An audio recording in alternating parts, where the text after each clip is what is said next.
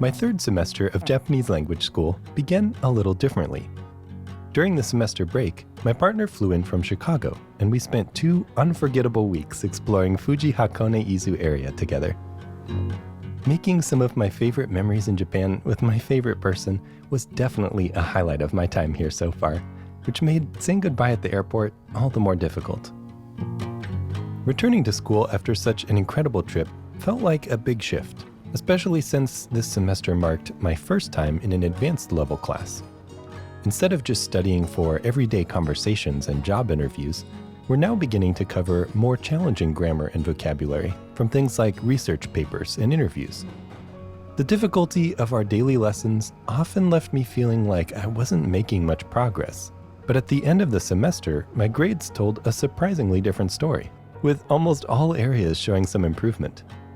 I think this growth came from intentionally shifting my focus away from flashcard apps this semester and toward spending more time speaking Japanese with my friends and homestay family. Conversations over meals and on our various after-school adventures helped me continue to develop a more natural feel for the language than classroom exercises or apps could provide. Though this was a refreshing change of pace compared to how I studied during previous semesters, I'll admit it was also a bit of a gamble to lean this far in such a new direction, especially since I also took my first JLPT N2 level test this semester. Instead of grinding long grammar, kanji, and vocabulary lists like I had in the past, I was talking with my friends about their goals and dreams, and listening to funny dinner conversations with my homestay family and their friends.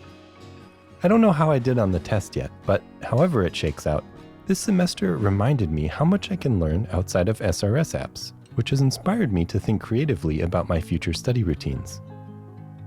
To be clear, even though my grades improved, there were still plenty of moments in class and daily life when I felt completely lost this semester, like struggling to speak with a store clerk about getting some clothes tailored, or fully missing the meaning of a passage we read in class. These humbling experiences were a good reminder of how much I still have to learn, and that's something I find exciting as I look ahead to my path beyond language school. In October, I moved in with my most recent homestay family, who welcomed me with open arms. I stayed with them briefly during a previous school break, and getting to live with them again was one of the biggest highlights of the semester. Homestay life provides constant opportunities for daily immersion, from practicing Japanese at dinner to participating in the everyday dynamics of a Japanese home. It's been a wonderful learning experience, and I know the meaningful connections I've made as a result will continue to bring me joy well beyond my time here. Outside of my homestay, I was also intentional about spending a lot of time with friends this semester. From photography adventures to casual lunches, these shared moments have become some of my favorite memories of Japan.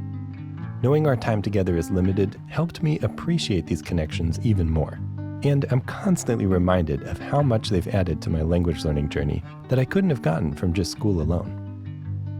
As I look ahead to my 4th and final semester of language school now, I know it's going to be a balancing act. The relationship-focused approach that worked so well for me this semester is something I want to continue, but I also want to reintroduce more structured study routines and habits that I can maintain after graduation.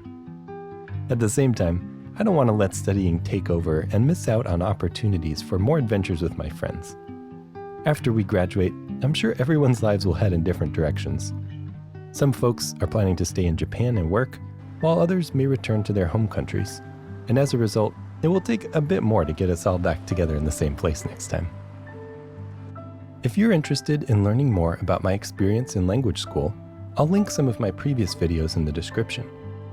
For folks who've been along for the ride since the beginning, I'd love to hear if you have any specific questions about language school that I haven't touched on yet.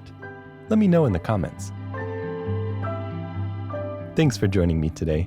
I hope your 2025 is off to a great start, and I look forward to seeing you next time.